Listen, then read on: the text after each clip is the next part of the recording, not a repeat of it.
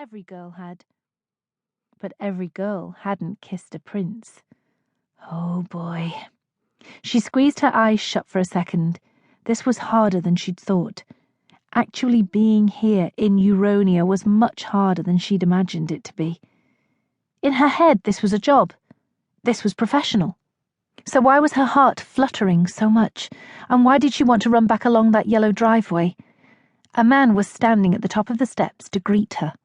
It wasn't Alex. Of course it wasn't Alex. He hadn't even spoken to her on the phone. She climbed the steps and looked out over the Mediterranean Sea. Lots of little white boats bobbed up and down on the beautiful blue water. Little boats?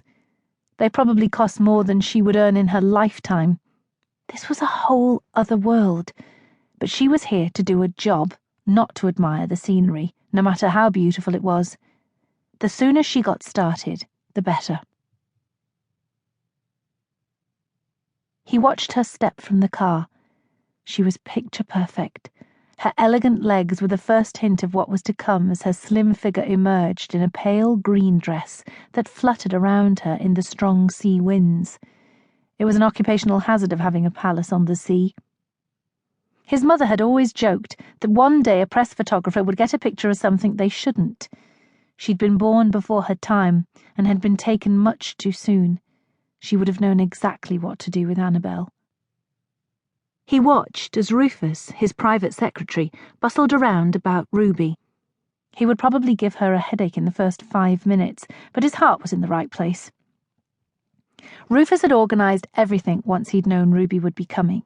From her favourite foods and TV shows to her clothes, everything would be taken care of.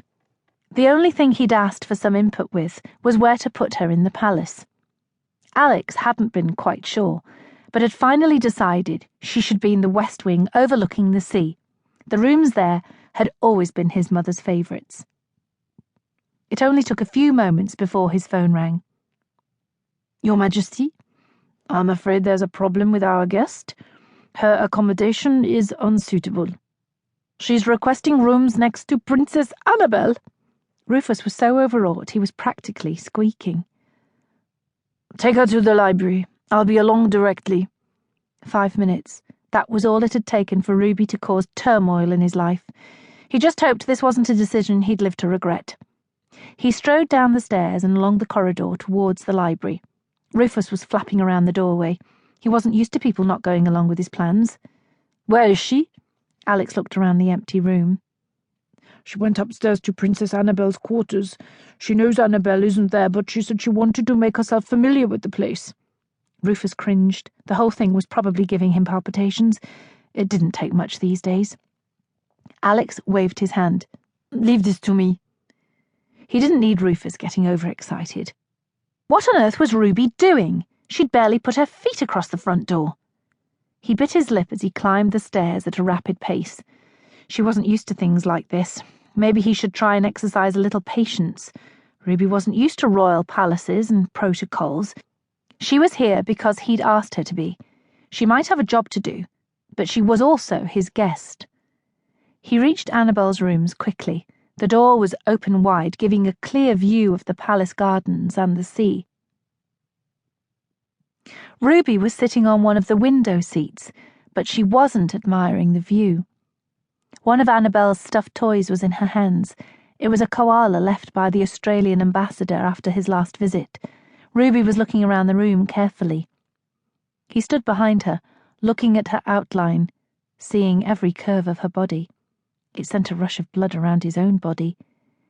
He hadn't quite imagined how this would feel. Ruby, sitting in his palace, with the backdrop he'd looked at every day for years behind her. It almost seemed unreal.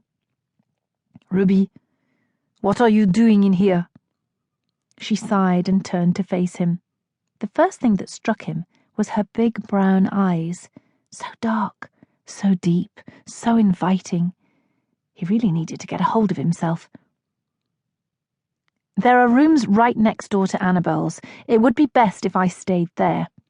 "Why?" The rooms he'd chosen for her in the West Wing were brighter, more spacious. The ones next to Annabelle were smaller, usually reserved for staff. "The other rooms are nicer. They